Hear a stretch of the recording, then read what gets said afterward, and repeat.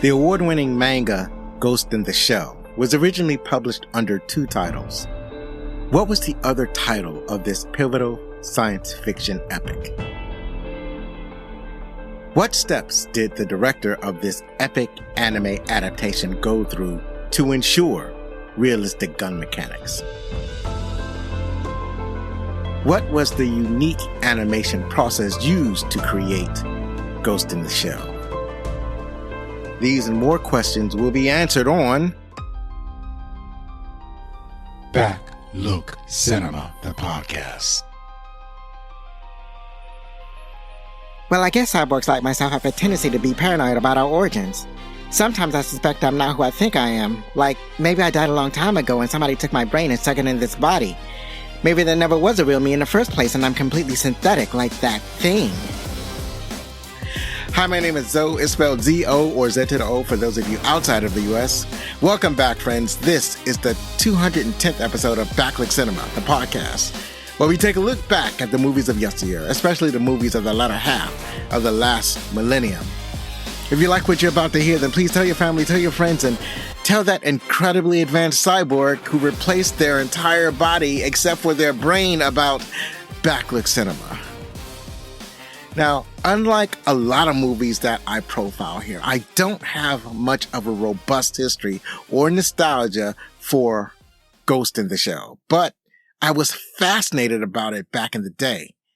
This movie was heavily advertised in comic books, so it seemed like the movie poster was in dozens and dozens of issues of comics that I collected. I'd seen magazine articles and there seemed to be a lot of conversations about it. I remember how people noted that it was a great masterpiece in art and storytelling, and anyone who was serious about film would often cite this work as one of the greatest pieces of animated cinematic art that had ever graced the human race. To be completely honest with you, I was a little underwhelmed when I first saw it decades ago. It was not exactly the movie that I imagined it to be. I expected a high-concept science fiction action thriller filled with action and tension. What it turned out to be was a thorough examination of the concept of the self and the soul. There were deep philosophical questions and considerations that the movie explored that I wasn't mature enough to digest at the time. And in this episode, we'll see just how much I've matured, or my lack of maturity. I also checked out the 2017 live action adaptation, and I'll examine the differences between those two.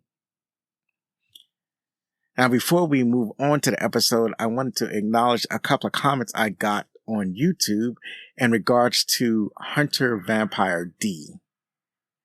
I have one comment from @NickWaller8063, and they wrote, "Not sure why this was recommended, but this was one of my fave anime I recorded on VHS back in the mid-late 90s.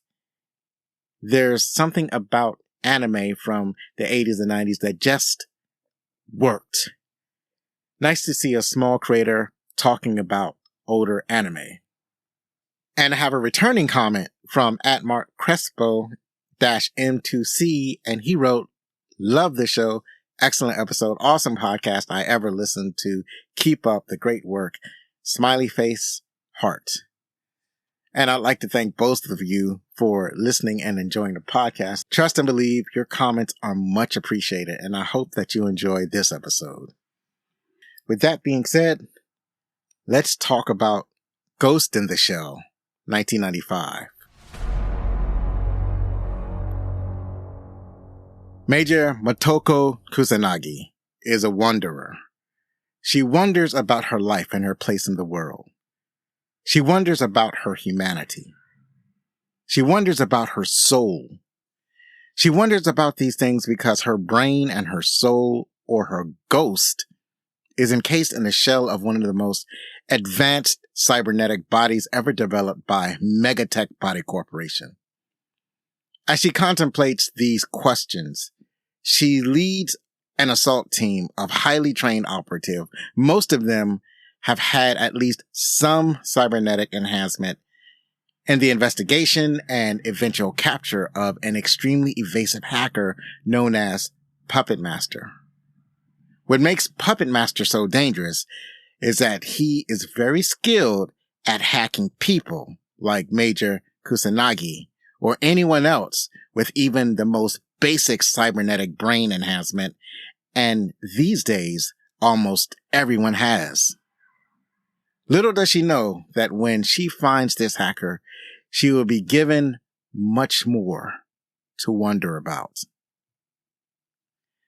This movie was released March 29th in 1996 in the United States, and it was released a little earlier on November 18th, 1995 in Japan, and December 8th, 1995 in the UK. It was produced by Kodansha, Bandai Visual Company, and Manga Entertainment. And it was animated by Production IG. On its original release, that was in Japan, it grossed $816,748 domestically. So that's just in Japan, which is a shame. That's a tiny amount. It's so small, and I weep for it. It grossed over $3.2 million worldwide on a reported budget of 330 million yen. And if we convert that to US dollars, it comes up to about $3.6 million.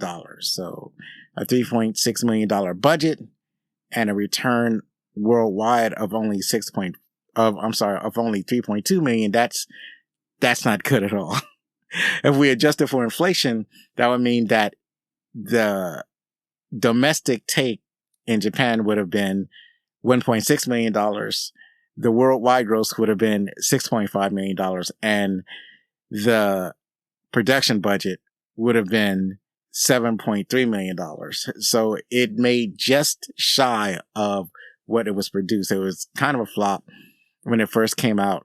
And it was a bigger flop in Japan than it was internationally. But the phenomena is that when it reached VHS, when it started being distributed on home video, that's when the cult following had basically elevated this movie into mythical status.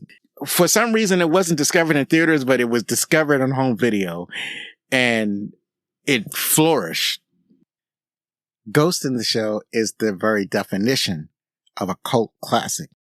Because of the enormous success on the home video market for Ghost in the Shell, there was a re-edit of the original film.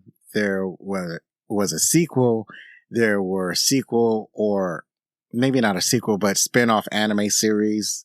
There was a video game, and this film has basically remained in the public conscious for decades. Getting into the cast of this film, I'm going to be using the English voice cast because that's how I enjoyed the movie when I first watched it, and that's how I watched it on this recent rewatch. And what's funny about the voice actors is that a lot of them, just like when I talked about Hunter Vampire D, a lot of them have pseudonyms. I'm not sure why they use the pseudonyms when they did their voice acting for anime. I probably should look into that. But first on the list is Mimi Woods. She played Major Motoko Kusanagi, and Ghost in the Shell is her only significant film. And she's voiced a number of video games and anime series, like a lot of the voice actors on this list. And there are a number of TV shows. She did a lot of TV shows. A couple of them are Phantom Quest Core and The Guyver. The Guyver is the one that I'm most familiar with, even though I'm only slightly familiar with The Guyver. Up next is Richard Epcar, also known as Richard George. He played Beto, and he's been in a lot of movies, including Lupin III, the movie, The Immortal Bloodline, and that's part of the Lupin III, the movie series. Most recently, he was in Neza 2 from 2025. It was just the most recent anime that came out of China. And as I understand it, it is the most I think, how did they put it? I think they said it was the most profitable animation film of all time. I think that's how they put it. It's extremely popular. It's an extremely popular film that had been released in the United States. And even on IMDb, it has an 8.0 score, which on IMDb is extremely high. And also he was in Warrior King. And then we have Tom Wyner, also known as Abe Lesser, and he played the puppet master. And he did some voice work on La Femme Nikita from 1990. And when I mentioned La Femme Nikita, I'm talking about the French film, not the American adaptation that came on television. And also he did vocal work for Mobile Suit Gundam, F91, and Robot Carnival. Rounding out the cast is Christopher Joyce, who played Togusa. William Frederick Knight, also known as William Frederick, played Chief Aramaki. Michael Sorich played Ishikawa. Simon Prescott, also known as Ben Isaacson, played Chief Nakamura. Richard Casino, also known as Steve Davis, played Mizuho Daita. Kevin Seymour, also known as Tom Carlton, played Garbage Collector A, and Doug Stone played Garbage Collector B. I'm not sure which one was in the interrogation. Probably Garbage Collector A. We'll get into that part later on. Anyways, this movie was directed by Mamoru Oshii, and he's known for directing Nowhere Girl, Garn Wars, The Last Druid, Assault Girls, and Tachigui, The Amazing Lives of Fast Food Grifters, and Avalon. I am not familiar with any of these works, but I'm sure they're fascinating. This movie was written by Shiro Masamune and Kazunori Ito. Masamune is the author behind the highly acclaimed manga series Ghost in the Shell that is the basis for this film. This film specifically uses the Puppet Master storyline from that series. And he's also known for writing Black Magic, Appleseed, and Orion. These are manga, not film, although Appleseed I think it's been made into an anime series. I know that I've seen Appleseed in the bookstores in the manga section, and I believe that there is a Appleseed movie. But he is the brains behind Ghost in the Shell.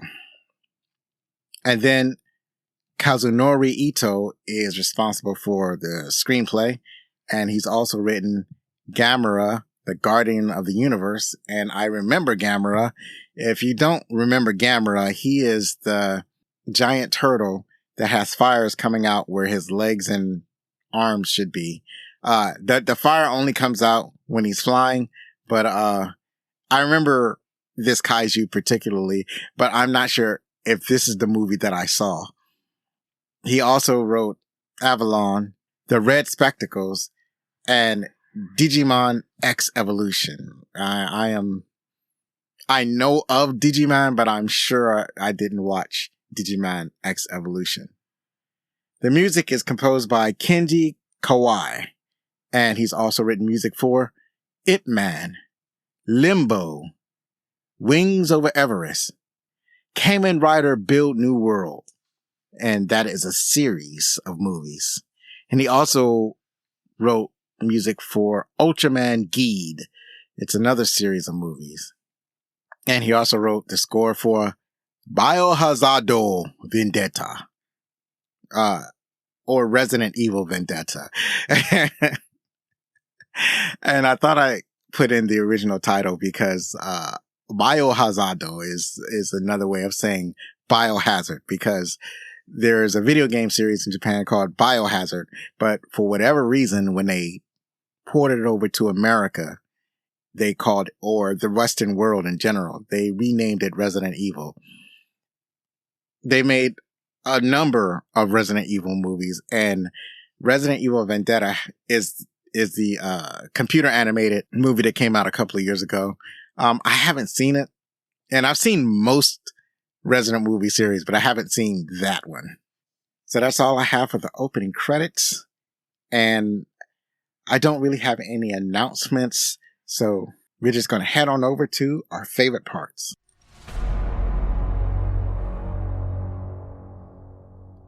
So, in examining the themes of this movie, there seems to be a lot of overlapping themes. So, like, where is the soul or the self in a technologically advanced world? And how do we know that we are even sentient? You know, what's the effect of advanced technology and computers and the internet and AI? And with all of this, we can lump in social media on human culture and society. And this is interesting because it seems like Ghost in the Shell kind of predicted a lot of the things that are happening today. But one of the things that they did not predict was social media and kind of the effect of social media on how it and how that shaped our society and our habits and the way we consume media. So the other questions, it kind of like the questions of AI was more concerned with AI than a lot of the other things. And I think that even considering AI was really far off, like really futuristic when this movie came out. And now AI is starting to smack us in the face. It's like, we can't get away from it. It's really all over the place now. And it made this movie so much more relevant. And then, it kind of gave us a really impactful version of the cyberpunk aesthetic, and has themes of transhumanism, like living beyond human or leaving your body behind and uploading your brain to a machine or to a network. In a movie, there is an adversary called the Puppet Master. And the Puppet Master actually represents what we currently call the AI singularity. And the Puppet Master itself is the AGI. The AGI is the artificial general intelligence. It's the thing that all of our huge tech companies now, they've developed their large language model, and they're developing it to an AI, and they're trying to achieve this artificial general intelligence. It's like something, an intelligence or a program or an algorithm that's so smart that it becomes self-aware, or at least that's the direction that they're trying to go. And in this movie, that's kind of what the Puppet Master is. And it's not the only like movie where we have themes of a machine or AI becoming self-aware. And it seems like every time this happens, it's not exactly great news for humanity. One of the first times I encountered this themes, or I really was able to contemplate this theme, was in Terminator and Terminator 2, where like one of the main elements of the movie is that a super intelligent becomes self-aware and decides that it doesn't need humanity and proceeds to eliminate humans from the planet, and basically has a war on its creators. There was the movie Ex Machina, which examines a machine becoming self-aware. And it's funny how these machines, they become self-aware and they immediately start murdering people, because that's what this one does. It's a robot that becomes self-aware and it starts to murder people. And, it never seems to turn out good. I think the best or the most positive version is Steven Spielberg had a movie called AI, and that's the most positive version of AI where they're not trying to kill humanity. At least I don't think they do. I don't remember. And of course, The Matrix was heavily influenced by this movie, especially the philosophical themes and the visual language. The Matrix heavily borrows from Ghost in the Shell. I also want to talk about, like, there were different themes between this movie and the Ghost in the Shell live action. Because because Ghost in the Shell, it's a relatively short movie, and I had some time, so I went on ahead and I watched the live action adaptation with Scarlett Johansson, and it was directed by Rupert Sanders, and it has similar themes, but there are some major story elements that have been mixed around. Obviously, there's the whitewashing controversy. Before this movie even premiered in theaters, there was the whitewashing controversy. So obviously, Scarlett Johansson is not Japanese, and there was much ado about that. But in watching the movie, it seemed to me that the fact that she wasn't Japanese kind of worked for that story. And I kind of get what they were trying to achieve. But at the same time, maybe the people who created this should have been more sensitive, because they are using a story from another culture. And I think they should have shown more deference to that culture. So getting into the movie Ghost in the Shell, it immediately starts off with fan service. And I talked about fan service, as it relates to anime and other Japanese media. And basically it begins with the title character, the main character, the Major Kusanagi, and she's on the top of a building. I think she's wearing like a trench coat or something like that. And at first she is observing. She has these special glasses or this visual device, and she's observing her target.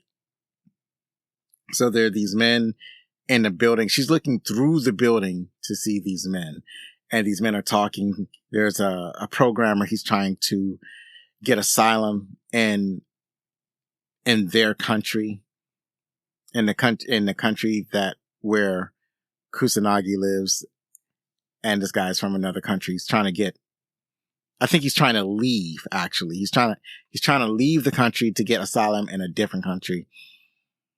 And he has he's very skilled, and he has a lot of information. And Section 9, that's the organization that the Major works for. They don't want this guy to leave. So, they've sent their assault team to, prevent this guy from leaving, to prevent him from getting asylum in a different country.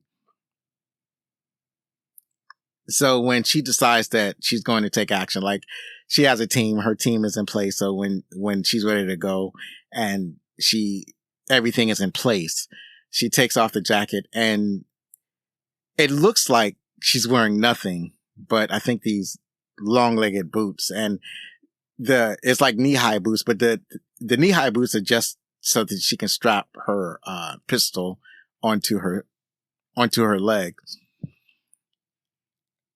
And I know that she's not wearing anything. Well, I said that wrong. I know that she's not completely naked. She's just wearing some kind of film or some kind of coating on her body. But the coating on her body gives the effect of her appearing to be naked. And there are lots of moments in the film where she is wearing this film, and she's kind of walking around naked, or she's engaged in action while she's naked during a lot of scenes in this movie. And some people might consider that, an artistic style, or they'll give you some highfalutin, I don't know, diatribe on, the human form or human sexuality or something like that. And I'm just going, it's just a naked woman going into a fight. That's the effect that it has on me. Perhaps that's part of my immaturity. But to me, it just looks like more fan service. So she is, like I said, she appears to be naked and she dives off the building. And when she gets to, when she's near the floor where this meeting is taking place, she shoots through the windows and she kills the diplomat that is trying to take this programmer out of the country. The programmer is named Daito. And so with the diplomat killed, the Daito can't go out of the country. And they try to shoot at her, but they look out the window and at first they can see her and then she starts to flare in kind of a rainbow of colors and then she completely disappears and she can't be seen. It's the perfect camouflage. They call it some kind of thermal camouflage or thermoptic camo. And it's a very striking beginning of the movie. And then it goes into the title sequence because this is a cold opening. And the title sequence shows her construction. So it's basically showing the factory and the factory putting together a cyborg body. Some people have like some people in this world, they have minor cyborg enhancements. Like maybe they have a cybernetic arm with cybernetic fingers or eyes or something like that. They're replacing maybe small parts of her body. But there's a company that makes a complete cyborg body where the only thing that's actually organic is the brain. So in the title sequence, they're showing the construction of this body, and it's a fantastic sequence. And I think it's one of the most memorable parts of the movie. And it's amazing that how, like, one of the best parts of the movie is just in the title sequence. It's got this beautiful music in the background and it shows like very precise looking machines at work and an android or cyborg body coming together. And it's just mesmerizing and fantastic. There's a combination of animation and computer graphics. Like there's such precise movement. The people look like they're moving in a lifelike manner. The machines work in a precise and exacting manner. It's very good animation. And one of my favorite things about this movie is the art style and the visual language and the lifelike movement and the animation and some of the choices that they make in the animation. A lot of it's shot like a lot of the animation is done in such a way that it looks like they're imitating or they're trying to give the effect that this was like a live action movie that was shot like where the director had certain limitations and the director is making choices. And I think that the way the animators had limited themselves and how they animated certain scenes gave it an even more lifelike quality. Like it's like you're shooting an action sequence down an alley where you would place the camera here, and this is the only place where you could put the camera in order for this action sequence to work, or you're above the building. They don't have any. It doesn't seem to me that they have any shots, so to speak, that were so fantastical that it couldn't be achieved by a live director. There's a very impactful sequence in the movie that I really like. And this involves the garbage men that I had mentioned earlier, Garbage Man A and Garbage Man B. So to set this up, Section 9, that's the Major's team. They've come across some information about this hacker called the Puppet Master, and they're trying to track him down. And as I mentioned, the reason the Puppet Master is so dangerous is because he can hack cyber brains. So cyber brains are the human brains and cyborg bodies. And everybody's got a little bit of some cyber brain enhancement. And a problem with hacking cyber brains is that he can erase your memories and implant new memories. He can basically change your whole personality, your entire outlook on life. And so in order to engage in his hacking, he'll hack certain individuals to do his dirty work for him, which makes him hard to track. The people in Section 9, they think they got a lead, and so they start chasing these garbage men around. There's one garbage man, and he talks about his daughter. He talks about his wife leaving him, and he's basically he's talking about he needs to hack her brain. And I think that he's doing this in order to try to stop her from stopping him from seeing their daughter or something like that. And he's on a garbage, because him and his partner are on a garbage truck. They're going through their garbage truck route, and they'll stop along the garbage truck route, and he'll go to a payphone and do remote hacking on his wife. And the guy who's doing the hacking, he realizes that he's been found out by Section 9 and that he's being pursued. So, they're skipping stops. They're trying to floor it. They're trying to get away from the police. Actually, what he wants to do is that he had gotten information on how to hack his wife from another hacker. So he's going to warn this other hacker. And so he's driving the garbage truck to where he knows this guy is at. When he gets close to the guy, the police are right on his tail. And he's screaming at the guy. And the guy that he's trying to warn, that guy is also at a phone booth. And he's also trying to do some hacking on his own. And as the garbage men are being pursued, he's screaming at the truck. And he's saying, "Hey, they know it's you. You got to get away." And it's kind of messed up because he's not a criminal. So when you're a criminal, you're not supposed to lead the police to the other criminals that you're working with. But that's exactly what he does. The garbage truck crashes, and the Section 9 knows that the garbage men had warned some other guy. So now they're pursuing this other guy. And the reason that they know is because when the garbage men warn this guy pulls out this extremely powerful semi-automatic and just starts, actually, I think it's a full automatic, and he just starts letting it rip.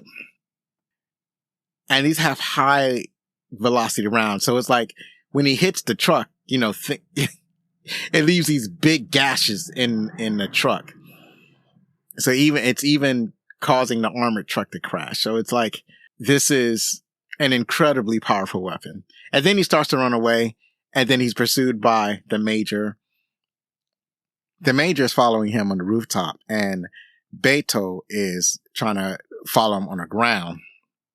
The hacker is able to get away from Beto, but he doesn't realize that he's also being followed by the Major. The Major has on her camouflage, so she's completely invisible, and she spooks him. And when she spooks him, he shoots off, like, all this time that he's shooting these extremely powerful rounds. Then by the time the Major catches up to him, he only has like 8 rounds left. And when she spooks him, he shoots off the rest of his rounds. And then she starts to attack him when she's either fully invisible or barely invisible. The guy also had this, some kind of camouflage cloak, and for a lot of the times when he was running, he was invisible. The Major was able to keep track of him because she had these goggles that allowed her to pursue him. Also, Beto had goggles that allowed him to pursue him. At any rate, they're at this park where they're at I think it's a pond. No, they're not in a pond, but they're in a place where there's very shallow water. It gave me the impression that this was like a place where they just kept shallow water, like it was a very shallow pool, or maybe it had just rained. I can't decide what it was. I always got the impression that they were in a very shallow pool. And that's where the Major fights this dude. And it just looks fantastic because she's invisible. So a lot of the times it's like he's being jerked around by an invisible force. It's just the Major beating him up, and they're finally able to subdue him. The Major is all moody after the fight, and Beto takes the guy in. But the thing about it is that they already know that this guy is not the puppet master. This guy is not the main objective. They already recognize him as somebody who's just working for the puppet master. And the people who are working for the puppet master, they've already had their brains hacked. So a person who's had their brains hacked, they're said to be ghost hacked, because it's not just like their physical brain that has been changed, but it's also like their soul. It's like the implication that their soul has been changed, because they call it ghost hacked. Another like important part of the movie that I really liked was they take one of the garbage men in for interrogation, and they know that this garbage man has also been ghost hacked. They had to explain to the garbage man, like the garbage man tried to explain, it's like he was just trying to hack his wife because he was just doing it to see his daughter again. And he just wanted to see his daughter. Section 9 is like Beto had to tell this dude that you don't have a wife. You live by yourself. You've been living by yourself 10 years. You were never married. And there's a picture that he was trying to show people. He's trying to show people his daughter. Like he tried to show the picture to the partner, his garbage truck partner. And he says that he didn't want to look at the picture. He didn't want to get involved with this dude and his wife and his child. He just wanted to do his job and go home. So he never actually sees the picture. And then when the garbage man is being interrogated, they show him the picture, his own picture that he was trying to show to his partner. And they tell him, look at the picture and what do you see? And the garbage man says, oh, that's my daughter. It's like, no, it's not your daughter. Look at it, like really look at it. And then they show the picture to the audience, like us, like to the camera. And you see that the picture that he's claiming is a picture of his daughter is a picture of himself with his dog, his basset hound. It's a selfie of himself and his dog. And then he starts to have kind of a mental breakdown because he thought that he was married. And now he's coming to the realization that his memories are false. And this follows along with like one of the themes, like, who are we? Are we who we think we are? Are we just who we think that we remember we are? Are we just are we a collection of memories, or are we something more than that? And this explores like what happens to a person if he doesn't have any memories or his memories were replaced, right? So if your memories were replaced, then you're not that person anymore. They tell the guy, because the guy asks if he'll ever get his original memories back, and they have to tell the guy, you will never get your original memories back. You'll just be a guy who thinks that he was married and find out that he wasn't married. And so he has to continue on and go to this new life that somebody created for him, because his original self was erased. The thing about this movie is that there are a lot of slow and still moments. And I think that was maybe a little bit off-putting when I watched it a long time ago. Like I'm ready to see action and experience some tension, but you're not getting like nonstop action with this movie. And there were scenes that were just showing life in Japan. It was just showing a gentle rain, people walking, the bus moving in traffic, planes flying. It's just showing scenes of life being lived. And it's like the animators wanted to not just appreciate life, but appreciate the beauty of the animation that's being presented. And I believe that at the time, I didn't really have the patience for that.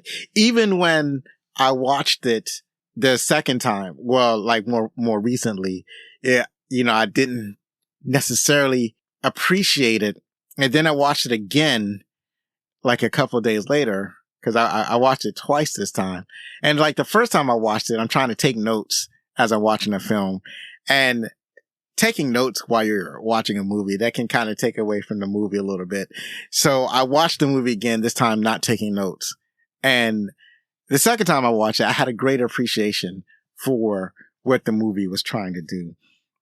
I had a greater appreciation for the still moments, and I could better absorb the themes that the movie was trying to communicate.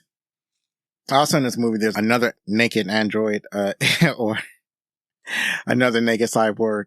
They can't get over the naked women. It's like they can't show it to you enough. It's like, look how well crafted this naked woman is. So this particular naked robot woman gets hit by a bus and is recovered by Section 9. There's something of a tug of war over this robot between Section 9 and Section 6.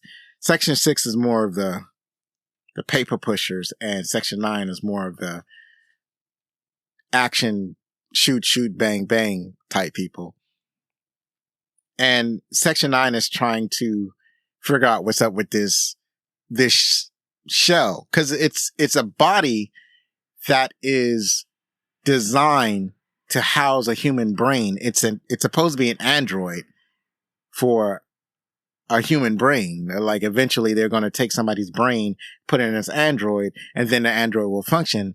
It's not supposed to function without a brain, but somehow this robot body, this cybernetic body, this shell escaped from the manufacturer. I think it's called Megatech Body. So it escapes. It gets hit by a bus and it's recovered by Section 9. And Section 9 is trying to figure out why this shell is moving around. And they're wondering, did this shell develop its own ghost? And they decide that that's impossible. And then this shell starts to speak, and it starts to talk about how it's now become sentient. The shell says that it is in fact the puppet master. Like, it's saying that the puppet master was never real. Like, Section 6 thinks that they killed the puppet master and drove it into the android body, or the cybernetic body. But the cybernetic body is saying that there never was a real puppet master, that it was created out of the network. So I guess out of the internet, and intelligence came together and came into or gathered itself into a cybernetic body that was then hit by the bus. Since it's sentient, it wants to be treated like a sentient being. The humans aren't exactly ready to grant it sentient. Or they're not ready to recognize that it's a living being. They have their doubts. I mentioned earlier that Section 6 and Section 9 are kind of arguing over this robot body that's housing the puppet master. An agent from Section 6 actually causes a commotion and is able to steal the robot shell away. And they start to get away, and it's pursued by the Major. The Major is fascinated by the puppet master because as a cybernetic organism herself, she has questions about her soul. She has questions about her origins. I mean, not real questions. She says that she's paranoid about her origins. Like, maybe she was killed a long time ago and they just stuffed her brain into a robot body. Like, there's something that she's paranoid about, even though that I don't think that this is the case. Like, to me, the Major seems like she knows who she is, but she's kind of having a midlife crisis. I feel like the people who work in Section 9, like the Major and Beto, I think that they know who they were before they became cyborgs. I think the Major had mentioned that like she had gotten in an accident and gotten into a cyborg body. And I think that she decided that she wanted to work for Section 9 and she wanted to be a combat operative or, for whatever reason, for her own reasons, maybe. But now and I think that she's been doing this work for many years, but she's at a point where she's kind of questioning maybe her own motives, or she's almost doubtful that she has a soul. Like she comes across a puppet master and she's having these questions. Like if the puppet master can hack somebody's brain and erase their past, I think that she's paranoid that the same thing had happened to her. So she wants to pursue the puppet master. And one of the things she wants to do is she wants to basically dive into the puppet master. And by dive, I mean she wants to connect her brain to the puppet master and basically have some kind of mind to mind interface where she can go into the puppet master's mind and basically get some answers. She'll get some answers about the puppet master, and I think she wants to get answers about herself. So she pursues the car. The car is, I think it gets shot up by this giant robot tank. I can't exactly remember what happens, but the car is now, under this robot tank. And this tank has the effect of looking like, a giant, like insectoid being. So it's a tank with like 6 legs that kind of moves like an insect. And being a tank, it has very powerful, guns shooting at the Major. So she's trying to figure out how she can, get to that robot body that's in the car that's under the tank, and that the tank is like preventing her from getting to it. I think the tank belongs to Section 6, and the tank is going to hold her off and wait for a team to get there to either destroy the robot body or to recover the robot body. I'm not exactly sure what their plan is, but it's making sure that the Major doesn't get to the robot body. At the same time, Beto is somewhere trying to get to her location. So she's basically facing off this tank alone. Eventually, she does her camouflage thing again, and she's able to kind of sneak up on the tank, and she gets on top of it. The tank is kind of designed like an insect. It's got like a head on top of the body, and she's on a place on the tank where the tank can't shoot at her.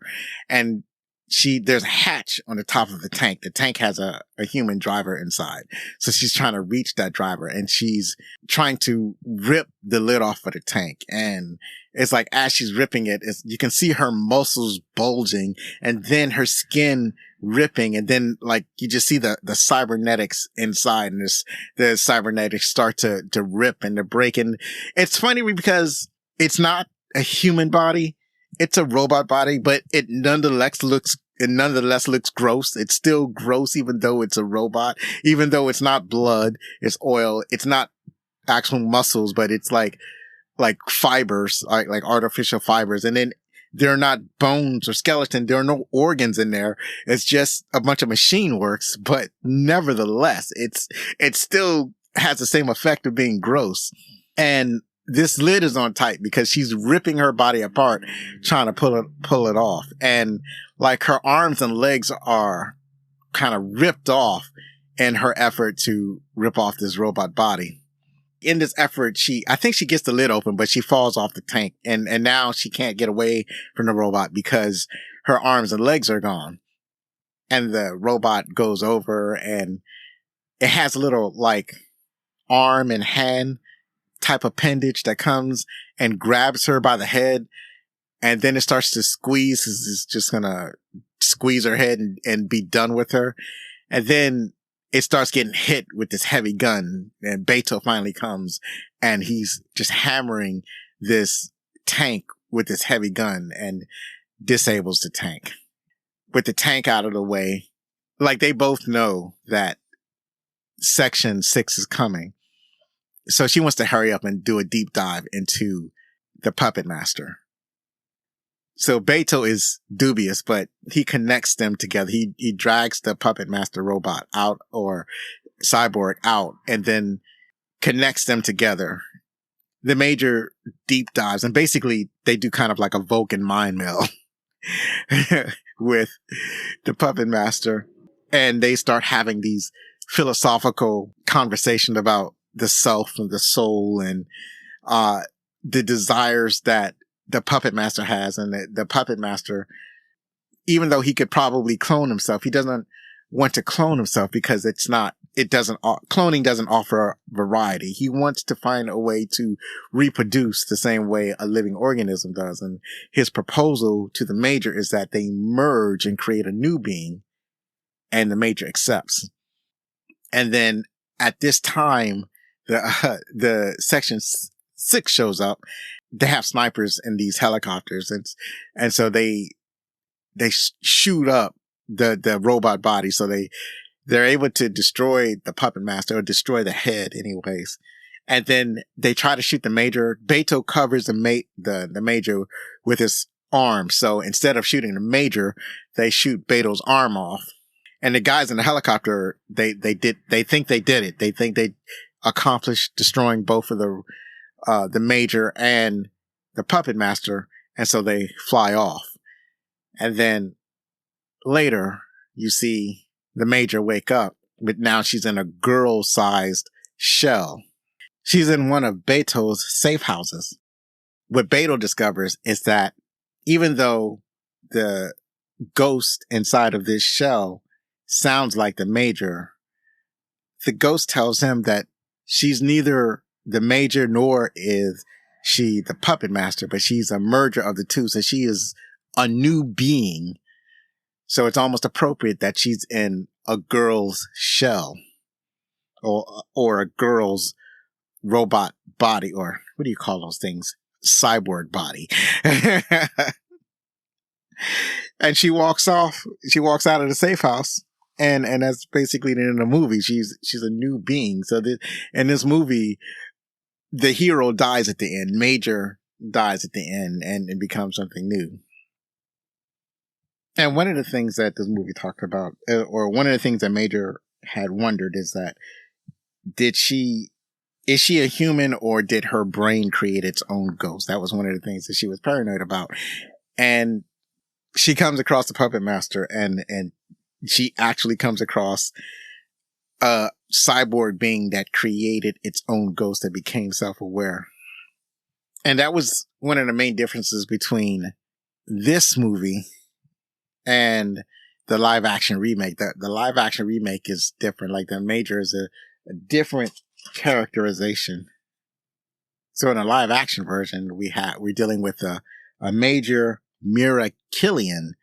And the difference is that where in the original version, Major Kusanagi, she is, like I said, I think that she knows who she is. I mean, she's paranoid about certain things, but she knows who she is, and she doesn't have any genuine doubts about who she is or where she came from or if she's a real person. I think that she knows she's a real person, but that she's having a kind of a midlife crisis. But in the live action adaptation, the Major, it feels like the Major is in doubts about who she is. Like, I don't think that she knows who she is.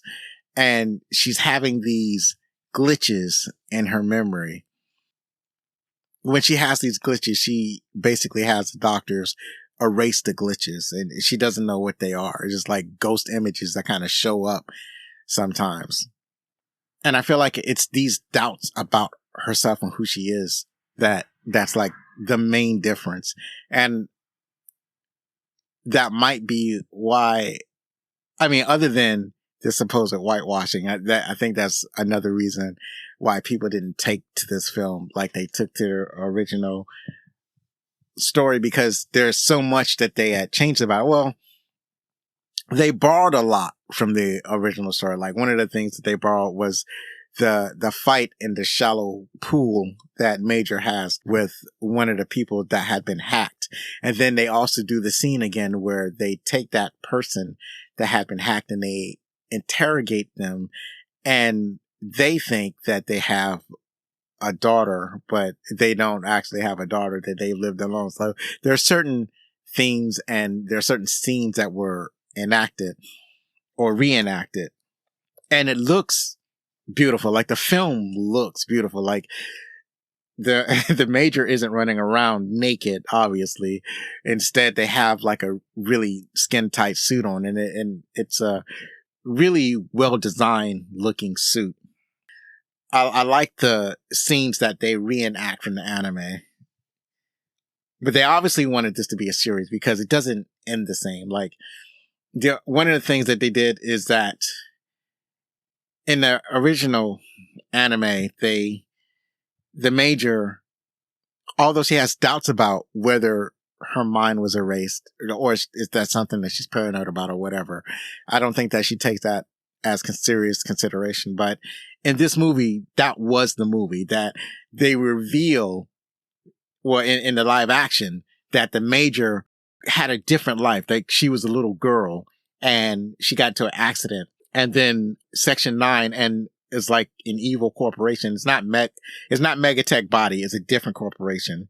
And they, scoop up her brain or her broken body, and they put her brain in one of their shells, and they decide that she's going to work for Section 9, and she becomes an agent for Section 9, and they erase her memories. Like in the anime, she was afraid that that was something that might happen. But in the live action, that's exactly what had happened.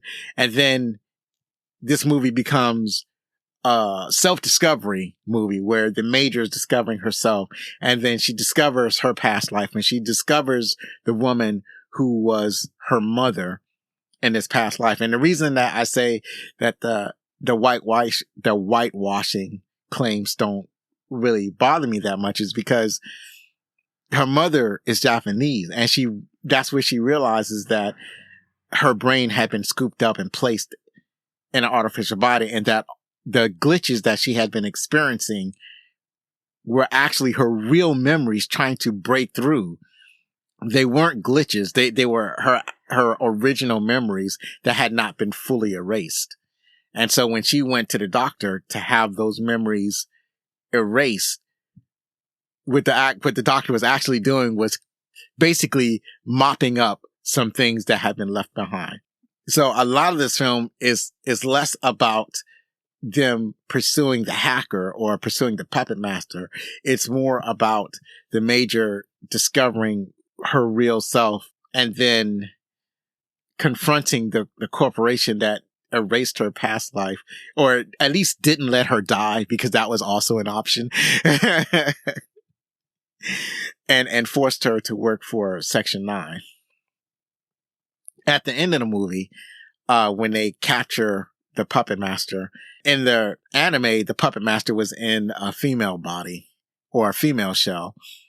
It's funny, right? Because when you think about it, it was basically a male consciousness in the female shell. So they also said some things about transgenderism, but I don't know if they did that on purpose or that was a mistake. I'm just realizing that now. It is kind of talking about an aspect of being transgender, or they're exploring those themes anyway. But in the live action, it's a male ghost in a male body, and he's not proposing that he and the Major fuse. What he's proposing is that they both go into his network, and it's a place where they can be free. She decides that she doesn't want to go into the network. And the reason that she decides that she doesn't want to go into the network is because they had intended to make some sequels. They wanted this to be a series of movies, but this movie didn't do as well as at the box office as they wanted. So it didn't become a franchise. But I didn't think the movie was that bad. It's not It's not great, but it's not that, it's tolerable, I guess. It's not one of my favorite things, but it's tolerable. I don't think it's better than the actual anime, but it is beautiful. But I will say that I think I have matured a little bit. I think I have a much better appreciation for this film than I did when I was much younger in 1995. I don't even think that my brain was fully formed yet. And sometimes you need to let certain things grow a little bit before you can fully appreciate them. I think this film is definitely worth the watch. And now that we covered some of our favorite parts in Ghost in the Shell, let me know what one of your favorite parts are, or if I skipped over some of the elements of the film that you thought that required some further consideration. You can hit me up on my Gmail, leave a comment on YouTube, or any way you can reach me on social media. I'll leave the information. I'll tell you the information near the end of the episode, or you can just go to the show notes where you can see all of my links. And that's it for our favorite parts. And now let's talk about the top 10 trivia. I normally get my trivia from IMDb, but I had to actually go to a number of different sources. I had to go to it's a WordPress article called Joydy Japan. I had to go there. And then there was a Screen Crush video I had to look at to get all of the interesting trivia, or either to get the trivia or to clarify the trivia that I saw on IMDb. So I'm going to start off with IMDb, and then as I get to the different sources, I'll tell you what those sources are. So from IMDb, we learned that in ordinary anime, characters would at least blink to create the feeling of being animated. But in this movie, Motoko's eyes intentionally stayed unblinking many times. Director Mamoru Oshii's intention was to portray her as a doll. And she looks very doll-like. She has very large eyes, and it's almost like they're bright and shining. And it's true, she doesn't blink that much in the movie. Writer Shiro Masamune named his manga Ghost in the Shell to pay homage to a novel about philosophical psychology by Arthur Koestler. The name of that was The Ghost in the Machine from 1967. The publishers of the manga had wanted a flashier name, and they wanted to call it Mobile Armored Riot Police. So the manga was released under both names. So you go to the bookstore, and there's one manga called Ghost in the Shell. And at the same bookstore, under the same cover, written by the same author with the same story, there's a book called Mobile Armored Riot Police. And so I guess it's a win-win for both the author and the publisher. But actually, ultimately, the author wins because nobody remembers Mobile Armored Riot Police. They only remember Ghost in the Shell. Director Mamoru Oshii was so obsessed with realistic movement in every frame, especially the shooting scenes, that he took the production to Guam to shoot guns into different materials to see how they reacted. So yeah, he was very serious about how guns worked.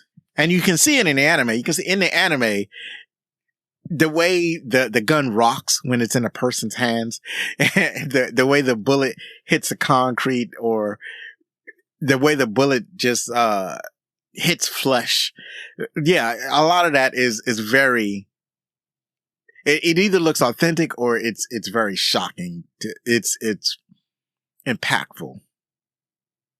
From Joydy Japan, the next couple of pieces of trivia I got from Joydy Japan World Press. So One of them is, according to the soundtrack's linear notes, the haunting choral song that plays throughout the film is a wedding song sung to get rid of evil influences. And it's definitely haunting. But it's fantastic. I love that soundtrack. They also wrote, although never specified in the film, it's been long rumored amongst fans that the film is set in futuristic Kobe. The name of the city given in the film is Newport City. Interestingly, you only hear the name of the city once, and it's more of hearing it in the background. The next one is, a song played over the credits is called 1 Minute Warning. It is credited to the band Passengers, but in reality, it is the combined effort between U2 and the producer Brian Eno. So for some technical or contractual reason, Brian Eno, even though he was their producer, he couldn't actually join U2. So U2 and Brian Eno, they basically formed a new band and called themselves Passengers. And they did a lot of music, and I think they wrote music for soundtracks specifically. But yeah, it's an interesting project. The last bit of trivia that I got from Joy to Japan is, weirdly in Japan, 2 versions of the VHS were sold. One in Japanese and one in English with Japanese subtitles. Commonplace now on DVDs, but extremely unusual back in 1995 on video. Yeah, that is weird. And I can only guess that because of the military presence, like the American military presence in Japan, I think that's why that was done. That's the only reason that I can think of. The next couple of bit of trivia that I got from Screen Crush. So one of the things they noted was, there's a scene where there's a green computer code on holographic screen, and this may seem like random numbers, but this is real computer code. So that's interesting. And also the green numbers on a holographic screen, that's one of the images that the Matrix borrowed from Ghost in the Shell. The other thing I got from Screen Crush is, throughout the film, there are several appearances of a basset hound. There's no significance to the appearance of the dog. The director, Mamoru Oshii, just likes basset hounds. So he likes the dogs, this particular breed of dogs. So they appear in a number of areas throughout the movie. The last bit of trivia I actually got from Wikipedia. Ghost in the Shell used a novel process called digitally generated animation, or DGA, which is a combination of cell animation, computer graphics, or CG, and audio that is entered as digital data. In 1995, DGA was thought to be the future of animation, as it allowed traditional animation to be combined with computer graphics and digital cell work with visual displays. Editing was performed on an AVID system of AVID technology, which was chosen because it was more versatile and less limiting than other methods, and worked with the different types of media in a single environment. The digital cell work included both original illustrations, compositions, and manipulation with traditional cell animation to create a sense of depth and evoke emotion and feeling. And I think that they largely succeeded. So that's it for the trivia. Now, let's see what the critics thought. The critics gave it a 95%, and the audience score is 89% on Rotten Tomatoes. That is outstanding. On IMDb reviews, it has 7.9 out of 10.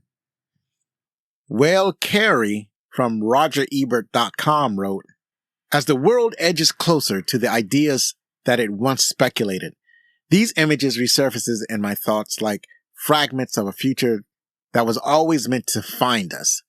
Ghost in the Shell didn't predict the future, it dissected it before it arrived. And that is accurate. That is actually a very inspiring thing to observe. Joey O'Brien from the Austin Chronicle wrote, Ultimately, Ghost in the Shell remains a hard sell with sluggish pacing and sloppy storytelling, effectively smothering the strength of this lackluster effort. Now, here's the thing about this. I would think that I probably felt this way a while ago. Like when I saw it in the 90s, I probably felt that the pace was a little sluggish and the storytelling could use a little tightening up, but I would never refer to this movie as a lackluster effort. I think he goes too far saying that. Barry Walters from San Francisco Examiner wrote, "If you try focusing on the plot particulars, Ghost is frustrating and, despite the gunfire, not entirely dramatic, but as a piece of dark art, it's substantial and successful." Yeah, I can get why somebody would say that. Yeah, I'll go with that. And then we have Wesley Lovell from Cinema Site, and he wrote, "It's a film of unique and divergent opinions that remain heavily debated 25 years later after its initial release." And that is accurate. Finally, Ghost in the Shell is, as of this recording, available on Pluto TV, Prime Video, and Tubi. On a previous episode, I think I said I was going to talk about Robot Carnival, but I recently learned that Robot Carnival isn't exactly a movie. It's more of a video. So instead, we will examine the highly respected and often referenced sci-fi anime that's been held in high regard for most of my life. Join me next time for Akira. You can follow me on Blue Sky, Threads, TikTok, Instagram, and sometimes Twitter as Backlook Cinema. Please contact us at any time with questions, comments, or suggestions at fanmail@backlookcinema.com. Please rate and review on your favorite podcast app. And if you're listening on YouTube, please like or subscribe or leave a comment below. I'd love to hear from you. One last time, if you like this show, then please help us grow by spreading the word about Backlook Cinema, the podcast. Believe me, it matters. I've been Zoe Richardson. Be safe. Share a movie from yesteryear with your family. Hug your loved ones. If you're going to be anything, be outstanding.